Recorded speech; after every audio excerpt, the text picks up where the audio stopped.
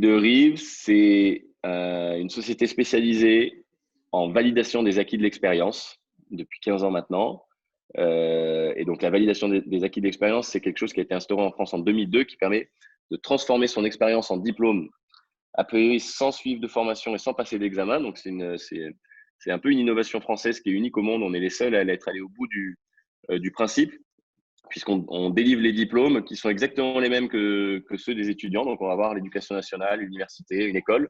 Donc, on peut avoir un bac, un BTS, un master, tout ce que tu veux en validation d'acquis, simplement en faisant valoir ce qu'on a fait sur le terrain. Et donc, nous, on s'est spécialisé dans cette démarche qui est parfois un peu pénible pour les candidats parce que vous vous heurtez à la fois à une institution un peu lourde et à la fois un exercice pédagogique qui consiste à mettre en mots son expérience pour démontrer qu'on a des compétences. Donc, on a développé une prestation d'accompagnement là-dedans.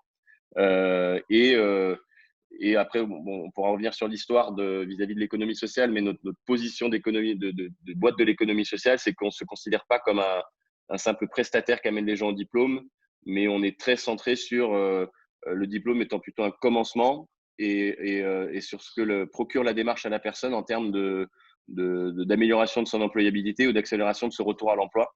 Parce que cette démarche qui est demandée pour faire sa VAE, qui nécessite d'analyser son passé, est extrêmement reconstructrice de confiance, de dynamisme et d'identification et de valorisation de ses compétences, et c'est ça qui nous intéresse. La date de création des Leaderive, c'est le 17 janvier 2005, très exactement.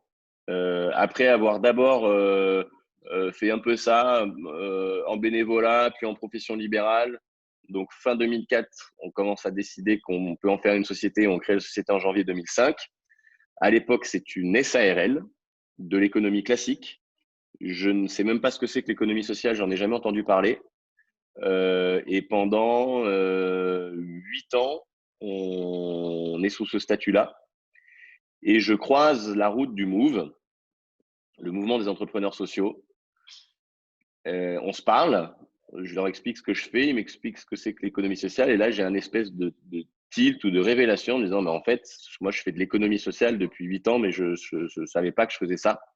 Et donc, je fais évoluer effectivement mes statuts, puisque là, on devient entreprise de l'ESS. Donc, à l'époque, ce n'était pas le statut ESUS encore, c'était l'agrément d'avant. On devient immédiatement entreprise de l'ESS et on le devient sans rien changer à ce qu'on faisait auparavant.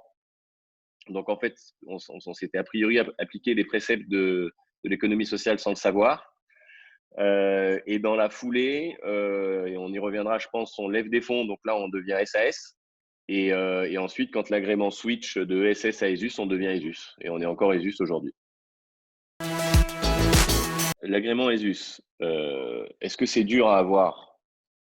Oui et non. Si vous êtes de manière manifeste dans le secteur de l'économie sociale, c'est-à-dire que vous mettez l'impact à même hauteur que l'impact financier, normalement, ce n'est pas forcément très compliqué à avoir. Maintenant, ça n'apporte aucun avantage fiscal et financier. Ça apporte, alors d'abord, ce qu'il faut dire, c'est ça, avant d'apporter quelque chose, ça apporte des contraintes ou des engagements. Une gouvernance participative, pas plus de 50% des dividendes distribués. Donc, vous n'attirez pas forcément des investisseurs classiques qui veulent se payer sur de la rentabilité pure. Une mesure d'impact annuelle et respecter une échelle de salaire. Donc, la première chose qu'apporte ESUS, c'est le respect de ces valeurs-là. Après, une fois que vous les respectez, moi, j'ai tendance à dire que ce n'est pas très compliqué pour une PME de l'économie sociale parce qu'on a un peu ça chevillé au corps. À mon avis, ça apporte deux choses. Ça apporte quelque chose qui est très vrai aujourd'hui, qu'il était peut-être un peu moins il y a 10 ans, mais maintenant, ça a complètement émergé. C'est qu'effectivement, ça apporte une meilleure visibilité vis-à-vis de tous les fonds à impact social. Même si beaucoup maintenant n'exigent pas l'agrément ESUS, c'est quand même une marque d'un certain engagement. Et ça apporte de plus en plus une visibilité sur le marché parce que si vous regardez les politiques d'achat des grands comptes et des politiques publiques, c'est en train, lentement mais sûrement, d'aller vers de l'achat responsable. Et c'est sûr que quand vous arrivez avec un agrément ESUS, si vous faites la même chose que le copain d'à côté sans l'agrément ESUS, vous avez un petit avantage concurrentiel immédiat. Toute petite boîte.